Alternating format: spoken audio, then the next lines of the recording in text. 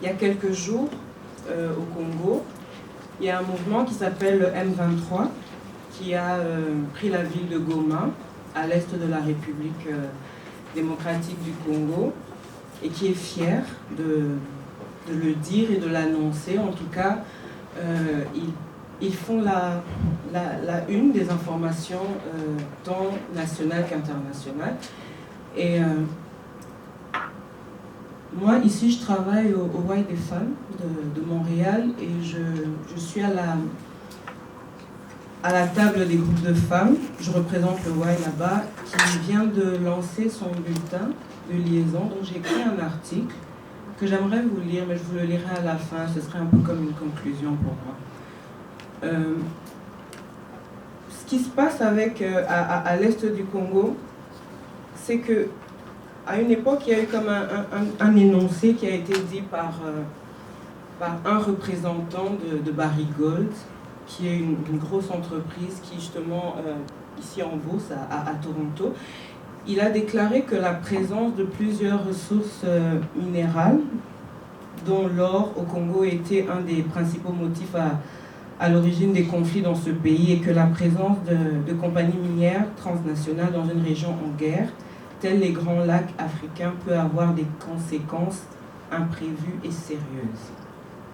Alors, j'ai envie de parler des faits, ça va être un peu le premier point, les conséquences imprévues et sérieuses. Ça fait que l'une de ces conséquences imprévues et sérieuses, qui me donne la parole ce soir, c'est le viol, comme arme de guerre. Alors, je ne sais pas, par rapport à la géographie, s'il y en a... Est-ce que vous connaissez, par exemple, ici au Québec, on va dire un village qui a plus ou moins 1500 habitants? Est-ce que vous en connaissez? Moi, je suis allée sur Google, je m'amusais avec ça, j'ai trouvé la municipalité Saint-Sylvestre, environ 1000 habitants. Et puis, ce qui est bien, c'est que c'est une municipalité qui existe depuis le 4 décembre 1996, donc approximativement, à l'époque où ça a vraiment commencé à chauffer au Congo, c'était 1997 avec Laurent Désiré Kabila.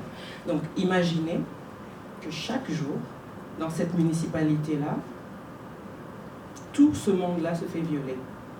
Chaque jour. Ça fait à peu près 1152 femmes violées par jour. Et c'est une situation qui existe depuis 15 ans. Chaque jour. Je pense que la chose à faire, c'est d'abord déjà d'en parler. C'est pas normal de rester silencieux comme ça. C'est pas normal. Et les conséquences, enfin les faits ou les conséquences imprévues et sérieuses ont des causes. Les causes, on n'en parle pas toujours. Pour moi, la principale, surtout pour l'international, c'est l'exploitation des ressources minières.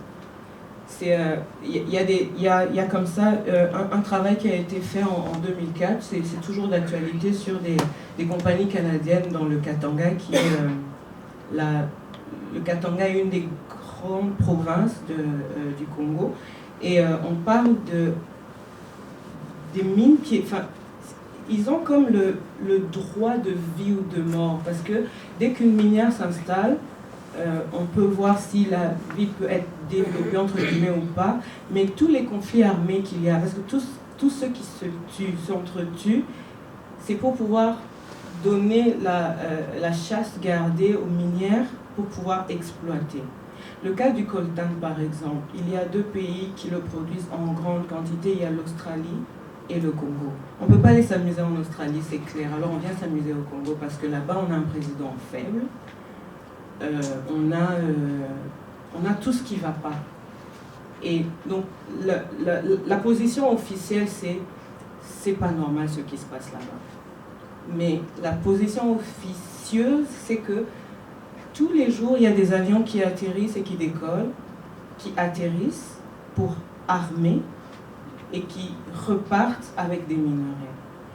Et c'est des bons pères de famille. C'est comme à une époque, je suis désolée de faire l'analogie, mais c'est comme Hitler, il était un bon père de famille, chrétien, il priait, il allait à l'église, il emmenait ses enfants. C'est sûrement un grand-père adorable. On a eu un président comme ça, Mobutu, qui était sûrement un grand-père adorable, un père respectueux, mais qui permettait ces choses-là. Mais tant que ça ne se passe pas chez nous, c'est pas grave. Sauf que la République démocratique du Congo, c'est 60 millions d'habitants.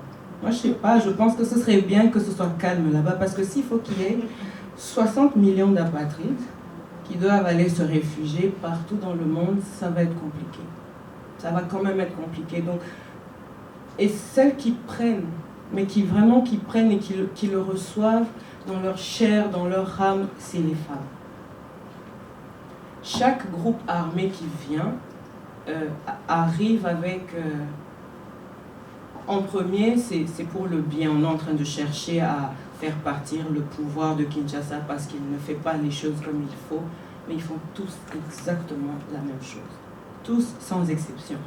On vit comme dans une espèce de jungle où c'est la loi du plus fort. Et là, on oublie tout. On a beau être ressortissant du pays des droits de l'homme qu'il a inventé, on oublie tout. C'est vraiment l'appât du gain. Et c'est ça qui reste.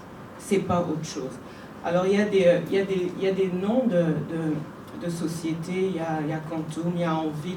Mais aujourd'hui, j'ai plus envie de parler de cette femme-là qui, chaque matin, se réveille. Cette femme qui met au monde un enfant dont le père est multiple.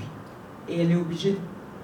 Elle n'est pas obligée, elle choisit d'aimer cet enfant, des fois même de le protéger, des fois même de lui inculquer des valeurs qui seraient différentes pour ne pas en faire plus tard un militaire qui fera exactement la même chose que son père multiple. C'est un exercice très très très difficile parce que au milieu de tout ça, il y a, comme on dit, les maladies sexuellement transmissibles, il y a la santé mentale, on s'en occupe pas.